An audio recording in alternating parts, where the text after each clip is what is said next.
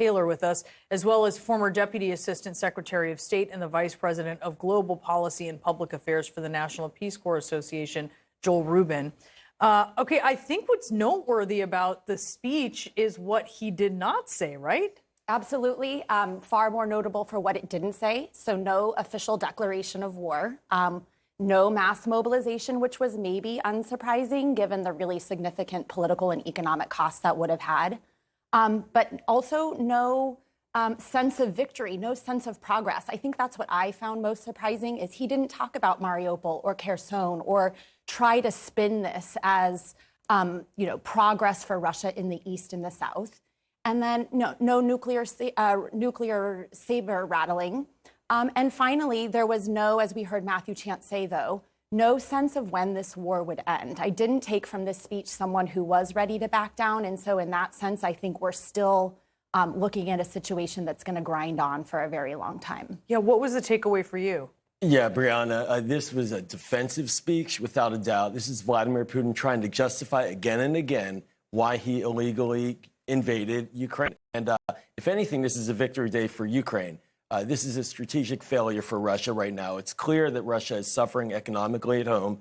There are predictions of 10 to 15% GDP loss over this coming year, which is cataclysmic. We're looking at another $20 billion in American military aid coming in.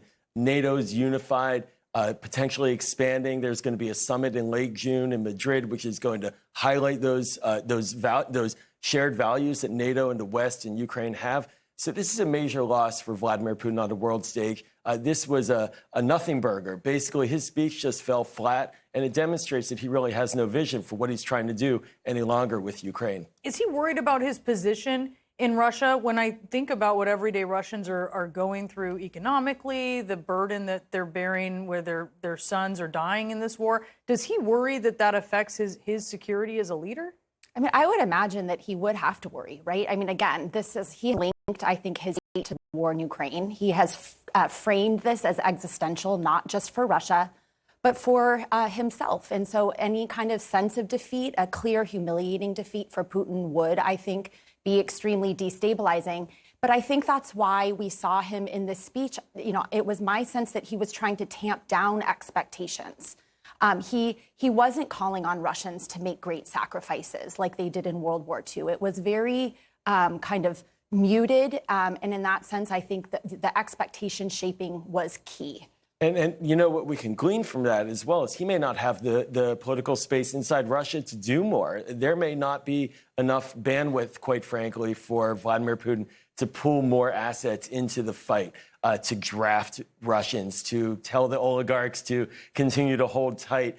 He may be really running out of rope. We don't know exactly. Criminology is incredibly opaque, but it doesn't appear in public that he's exactly rallying more forces to his side within Russia, which is a pretty significant tell. If he's running out of road, right? I mean, the conventional wisdom has been, yes, Ukraine is occasionally pushing back Russian forces. David is besting Goliath here or there, but Russia is the meat grinder. And that is what is going ultimately, very possibly going to prevail.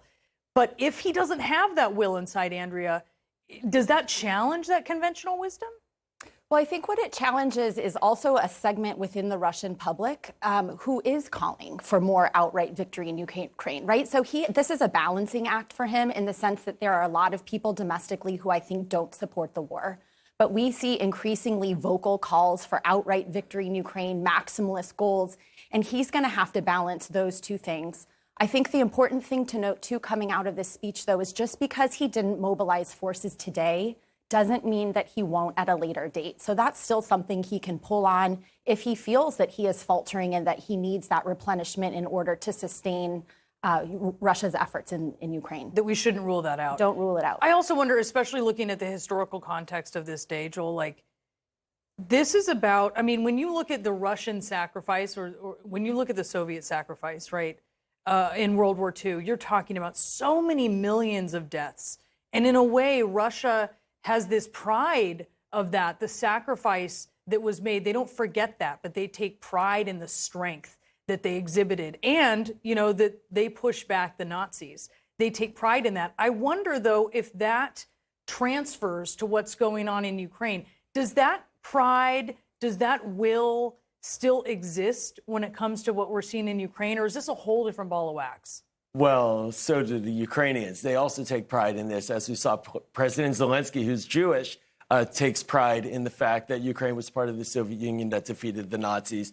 And we in America, we take pride in this too. I don't think that's a casus belli for the Russian people. Vladimir Putin has been time and again banging on the idea that he's defeating Nazis. We even had the vitriolic statements recently by the Foreign Minister Lavrov calling essentially Zelensky an ally, a Jewish leader, an ally of the Nazis. It didn't fly. It doesn't work. The Russian people, if they're mobilized by Victory Day, that's one thing because it's national pride. But to see that translate to more and further aggressive actions, clearly Vladimir Putin didn't think he had the ability to do that today on Victory Day. Really interesting speech today. I think you're so right. Expectations management. Great to discuss this with you. I appreciate it.